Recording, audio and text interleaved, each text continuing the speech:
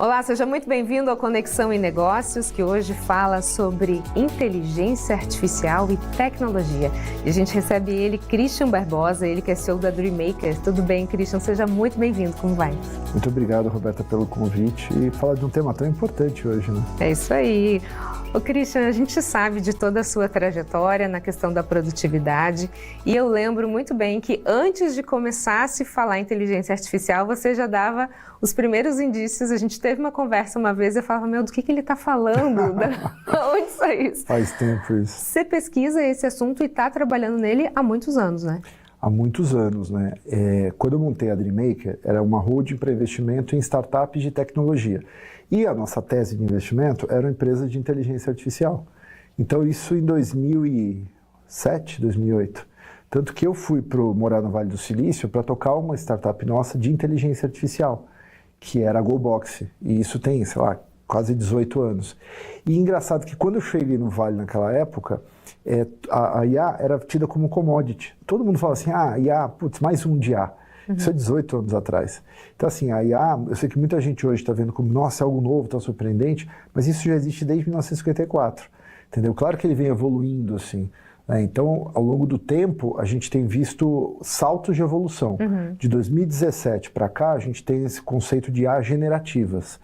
Deu uma popularizada, né? Também. Que é quando popularizou, que é um chat GPT da vida, que você pede alguma coisa, ele cria, ele gera um texto, uma imagem, um vídeo para você. Então, é aí que começou a popularizar. Agora, a gente sabe que as pessoas estão tendo muito mais acesso à inteligência artificial, mas, na verdade, não usam, acho que nem 1% daquilo que poderiam, né? E quando usam ainda de uma forma muito mal e burramente, eu diria. A gente tem como alfabetizar a população em inteligência artificial, ou é uma coisa que quando você ensinar já passou e já precisa aprender de novo? Essa é uma ótima pergunta, né? Eu mesmo tenho hoje cursos sobre isso para as pessoas, para leigos e avançado também. E é uma preocupação que eu tenho, porque a partir do momento que eu gravei aquele curso, ele já está desatualizado, mas muito rápido. Então, hoje, quando a gente pensa em inteligência artificial, a pessoa tem que entender que ela, na verdade, não é uma tecnologia, ela é um desenvolvimento mental que você tem que ter. Ou seja, de querer aprender muito rápido, de querer aprender sempre, de estar sempre disposto a procurar coisas novas. Porque o que você está vendo hoje já foi desenvolvido há 3, 4, 5 anos atrás. Então são coisas que já estão acontecendo, não é de hoje. Então o que você não está vendo hoje é o que vai liderar amanhã. Então eu sempre falo o seguinte, não seja consequência dos fatos, seja tendência. E para ser tendência dos fatos, você precisa estar pesquisando, procurando, você precisa estar se desenvolvendo dentro desse campo. Porque falou, desatualizou. Você acha que vai chegar um momento em que a gente vai ter o esgotamento disso? Eu acho que teve uma época que era o inverno das IAs, né? Onde falou-se tanto de IA e que chegou um momento que a IA não gerava mais tanto resultado assim. Eu acho que hoje a gente talvez estejamos começando um novo inverno da IA. Por quê? Porque a gente tem muita expectativa do que a IA vai fazer.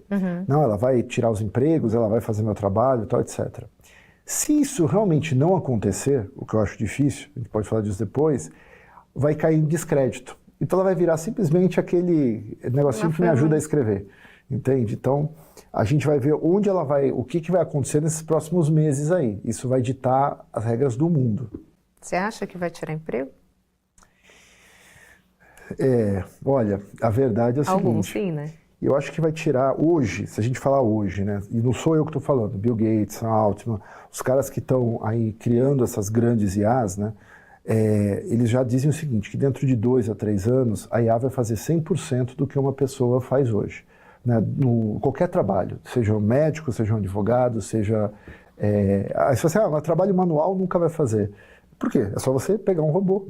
Né? A gente tem robôs hoje, o robô novo da Tesla, ele está vindo aí com habilidades incríveis. Então, ele para fazer uma cirurgia, para fazer uma massagem, ele poderia fazer também. Mas não vamos nem nessa linha que é um pouco mais... choca as pessoas, mas é um negócio que está vindo aí, ano que vem já está aí. Hoje, eu acredito piamente nisso, que realmente pode tirar muito emprego. Só que ao mesmo tempo que vai tirar muito emprego, vai abrir muita oportunidade de emprego. Só que as pessoas não vão se preparar para isso. Exatamente, porque assim, a gente está falando de uma velocidade absurda. Você tem aqui uma geração que a geração que está vindo está acostumada no fast food, coisa rápida. Ela consegue se ter corpo para isso? Ela consegue se preparar? E os mais velhos, que têm a dificuldade com a tecnologia? Se a gente for pensar assim, ó, numa questão social e numa questão de mundo mesmo, claro que a gente quer, todo mundo quer tecnologia. Quem não ama o ChatGPT? Sem dúvida. Impossível você viver sem ele hoje. Agora, para onde isso nos leva enquanto sociedade e que caminho a gente tem que trilhar para a gente conseguir conviver com as máquinas? Olha, essa tua pergunta é tão filosófica que me dá até falta de ar, porque a verdade nua e crua é, eu acredito hoje, e estou vendo isso, eu tenho empresas hoje que fazem isso, elas substituem 80% da força de trabalho, de qualquer tipo de empresa. Né? Então, por exemplo, eu tenho um negócio hoje que a gente pode colocar dentro de uma empresa, mapear o que a empresa já faz hoje e simplesmente eliminar 80% da força de trabalho de um negócio. É viável fazer isso hoje. A pergunta é, nós vamos fazer isso hoje? E o melhor, nós queremos fazer isso hoje? Por exemplo, hoje você tem IAs, né, que a gente fala IA, estamos generalizando, mas que podem, por exemplo, elas se instalam no computador do profissional, né, do funcionário, e ele monitora tudo que o funcionário está fazendo. Então, depois de alguns dias, essa IA começou a aprender o que ele faz. Então, se ele é do financeiro, se ele é do marketing, se ele é... seja lá o que for. Essa IA, ela entende o que ele está fazendo. E quando vem um novo processo daquele, a IA vai lá e faz por ele. Então, isso não é uma ficção científica. Isso aí já está rodando. Tem uma participação no negócio que ele faz isso. Exatamente. Então, o pessoal, até lá dentro, fala assim, a gente é Pareto, 80-20. A gente consegue eliminar 80% das funções de uma empresa, não importa qual seja. E 20% são as pessoas que, teoricamente, vão gerenciar essas IAs. Né? Então, é muito crítico isso, porque a gente está falando de uma empresa que possa ter 100 funcionários, ela vai precisar de 20. E os outros 80 vão fazer o quê com relação a isso? Dá para preparar essas pessoas? Claro que dá para preparar essas pessoas, mas aí vem uma segunda pergunta. Será que a gente vai ter um volume de emprego suficiente para toda essa galera que vai sair? Né? Então, assim, a IA está abrindo muitos novos empregos. Então, você tem, por exemplo, a área de engenharia de prompt, que é uma área incrível. Você tem a área de data science, que é uma área incrível. Tem milhares de oportunidades. Mas, assim, como que você vai preparar pessoas para aprender sobre ciência de dados, se ele não gosta de matemática? Como que você vai preparar pessoas para ser engenheiro de prompt, se ele não gostava de português na escola ou escrever? Então, assim, as oportunidades estão aí, mas eu não sei se as pessoas vão conseguir se preparar para isso. Esse é um grande desafio, né? Agora, você tem algumas empresas e todas elas trabalham com IA, Christian? Eu tenho hoje 21 empresas no portfólio, né? Só? Nós somos, É um pequeno empresário. Nós estamos bem, assim, em termos de inteligência artificial, a gente está fazendo muita coisa interessante. De robótica, de robôs, a IA para, literalmente, automatizar processos e reduzir carga de trabalho, né? Em 3 países diferentes. Então eu vejo muito isso. Por exemplo, no Brasil, nos Estados Unidos e na Europa, a Europa hoje é o país mais conservador de todos, dentro desse contexto. É mesmo? A Europa é o velho mundo e ele está querendo regredir de fato. Até evitando, criando leis muito severas para isso. Por exemplo, se discute no Parlamento Europeu de você ter impostos muito drásticos para substituição de funcionários. Então, se você for tirar um funcionário e colocar uma máquina ou um IA, você talvez tenha que pagar impostos que não compensem essa troca.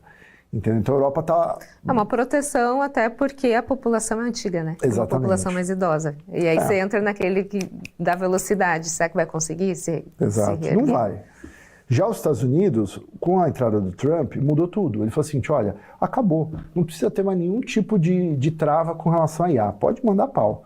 E agora não tem mais trava. Então, ou seja, não tem... Vai falar, mas vamos usar IA para guerra. Pode. Vamos usar IA para substituir médico. Pode. Vamos usar IA para receitar. Pode. Tudo que você fala de IA pode. Antes não podia, agora pode. Então, isso vai permitir, obviamente, saltos tecnológicos que a gente não podia fazer antes, mas, ao mesmo tempo, questões sociais imprevisíveis. Exatamente. Agora, tem como a gente prever, por exemplo, quando você entra no ChatGPT, vamos falar do que não é pago, que é o mais popular. A inteligência artificial dá uma alucinada. Como é que eu vou confiar, de repente? Claro, tem vários esquemas, né? Mas numa receita médica ou em alguma coisa mais séria. Aí a gente está falando o seguinte, né? Obviamente que a alucinação ainda é uma coisa que acontece. Mas ela está acontecendo cada vez menos, né? Os engenheiros de grandes redes neurais que trabalham dentro desses modelos, né, que são chamados LLMs, modelos de linguagem larga, né, grande, ou seja, eles treinaram muito volume de dados para poder te fornecer uma resposta. Esses modelos estão ficando mais precisos, estão ficando menos aleatórios, eles estão ficando mais pontuais com relação a isso. Porque uma das coisas que a gente tem que entender é a IA, ela não pensa ainda. A IA que você tem hoje no ChatGPT, que as pessoas falam, nossa, olha a resposta da IA. E eles ficam todos impressionados que a IA está pensando, está fazendo. Não, a IA não está pensando porcaria nenhuma, é só matemática. É probabilidade, estatística, geometria analítica ali sendo utilizada, com vetores, entendeu? Então, ela só pega o seguinte, a sua pergunta, qual a probabilidade dessa resposta ser boa, avalia e joga lá para você. Resumindo, é isso. Então, ela não pensa ainda. Só que a gente está falando agora da entrada da AGI, que é uma inteligência artificial que pensa. E aí a coisa muda de figura. Porque hoje o ChatGPT não acorda de manhã e fala assim, eu vou descobrir uma nova vacina para, sei lá, para bronquite. Ela não faz isso. Agora, vai ter uma IA pensante... O GI tem iniciativas, é isso? Tem, o AGI ele pensa, ele pode chegar e falar assim, olha, hoje eu quero criar uma nova vacina para AIDS.